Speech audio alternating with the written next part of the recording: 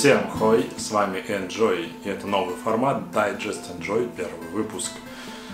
Я взял с себя слово и буду, наверное, стараться его сдерживать, но не обещаю точно, но, по крайней мере, я хочу увеличить контент на моем канале, и поэтому будет теперь такая вот новая рубрика, она будет выходить практически каждый день, может быть через день, я не уверен пока точно. О чем я буду рассказывать? Да, обо всем подряд, что мне интересно, и может быть немножечко я разобью это на какие-то рубрики, то есть это будут короткие видосики, 5-7 минут, даже может быть меньше. И на этот раз для первого выпуска я решил взять самое, несложное для меня, это что я посмотрел, что я прочитал и что посоветую послушать. И начнем мы, пожалуй, с фильма. На прошлой неделе я посмотрел пару фильмов. Не буду сразу рассказывать, какой из них мне понравился, какой нет. Буду по одному рассказывать. И начну я, пожалуй, с фильма «Стук в дверь». Это мистическо-драматический фильм от американского режиссера индийского происхождения. Наверняка вы его знаете. Нирьяту Шьямалан. Вы наверняка его помните по таким фильмам, как «Шестое чувство», «Таинственный лес», а также дилогия «Сплит» и «Зеркало». В первую очередь меня привлек, конечно, актерский состав. Мне было интересно, как Дэйв Батиста все-таки выйдет из образа Дракса из «Стражей Галактики», а Руперт Грин наконец-то уже отойдет от роли Рона Уизли в «Гарри Поттере». Но, как оказалось, на деле все не так просто. Начнем с того, что Руперту Гринту не так много уделили время, и, в принципе, режиссер как-то его немножко задвинул, как мне кажется. А Дэйв Батиста, несмотря на то, что ему давали возможность раскрыться, как по мне, немножечко все-таки ему не удалось раскрыться. Не буду рассказывать подробности, конечно же, сюжета, потому что я советую все-таки его посмотреть. Но лишь скажу, что тем, кто не любит ЛГБТ-тематику, конечно, смотреть этот фильм не стоит, потому что главные герои — это гей-семья с маленькой девочкой. Скажу так, в этом фильме гей-тематика нужна была, ЛГБТ-тематика, потому что если бы там была гетеросексуальная семья, накала и такого драматизма, скорее всего, бы и не было. Хотя, как по мне, драма немножко была притянута за уши. Но интересно было посмотреть именно на взаимодействие актеров, потому что это из таких фильмов, в которых не очень много героев в замкнутом пространстве. Что могу сказать по итогу? Фильм держит в напряжении, в принципе, несмотря на то, что это мистический, я бы сказал, триллер. Там есть сцены, конечно, и неприятные, натуралистические, но они не показаны так кровожадно, как это могло бы быть. Видимо, был расчет на большую аудиторию, поэтому режиссер как-то приглушил немножко вот эти все сцены, но, с другой стороны, напряжение он при этом сохранил.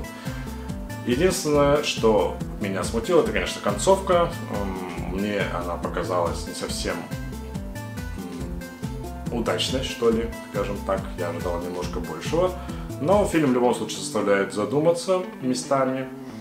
Затрагивает неплохие темы, и для мистико-драматического фильма довольно неплохо, поэтому 7 из 10, так что я советую вам его тоже посмотреть, если вам нравится такая тема.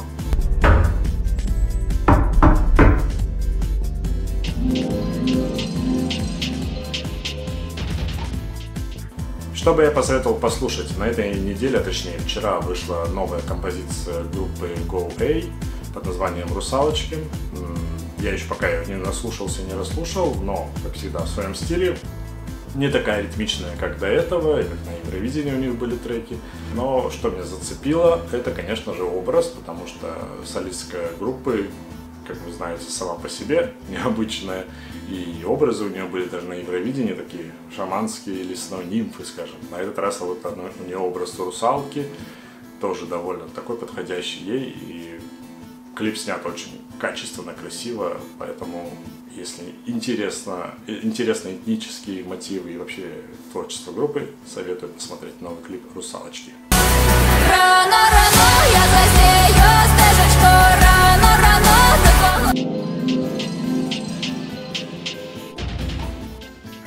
Ну и поделюсь тем, что я сейчас читаю. Я читаю сейчас благодаря рекламе и продвижению, вот как-то много попадалось мне в прошлые месяцы реклама сериала «Сила», The Power, она, по-моему, называется в оригинале. Это сериал, как я понял, о женщинах, которые получили некую силу, и что из этого получилось, как говорится. Что касается меня, то я все-таки решил начать с книги. Я нашел книгу этой авторки, и думаю, начну-ка я лучше с книжки. Вот сейчас я ее читаю, уже более половины, по-моему, прочитал. Поэтому итогов, конечно, еще не будет, они будут позже, в одном из следующих дайджестов я расскажу, что в итоге получилось у авторки. Но скажу сразу, что, конечно, в этой книге сплетается все сразу. Во-первых, это параллельные сюжеты, поэтому поначалу им было немножко сложновато, и я думаю, будет многим сложновато читать, кто рискнет прочитать эту книжку. Но опять же, что рискнет, я, в принципе, советую почитать. Что самое интересное, это, конечно же, то, что эти параллельные сюжеты неспроста сделаны, они открывают разные стороны того, как бы было, если бы у женщин появилась некая сила, благодаря которой мужчины начали бы их бояться. Там начинается все с маленьких девочек, которые потом эту силу передают взрослым, и это все разрастается в масштабах мира. И получается, сначала рассказывается сюжет немножечко про как это все в школах происходит, когда девочки не могут контролировать эту силу, обижают мальчиков. По сути, авторка, как я понял, попыталась показать, как бы было бы, если бы у физически слабых женщин в данном случае появилась некая сила, чтобы изменилось, как бы они себя вели. Ну, во-первых, она сразу показывает, что многие начали бы мстить. То есть одна из героинь мстит своему отцу, тирану, другая ревнивцу, мужу. Но что самое интересное, конечно, что это затрагивается еще и в рамках не только одной семьи, но и разных стран. Например, там и Индия упоминается, и Молдова. Но я не буду рассказывать всего сюжета, но скажу только, что вот к середине книги, конечно, меня затянуло, и мне теперь интересно, чем это все завершится, хотя есть там одна параллельная сюжетная линия, даже не сюжетная линия, такая коротенькие вставочки, которые меня наталкивают, что все будет довольно печально. Но, опять же, итоги вам расскажу в конце, не раскрывая сюжета, конечно же. Что из этого получится, узнаем в следующих дайджестах. Ну а я вам желаю хорошего дня и до новых встреч. Пока.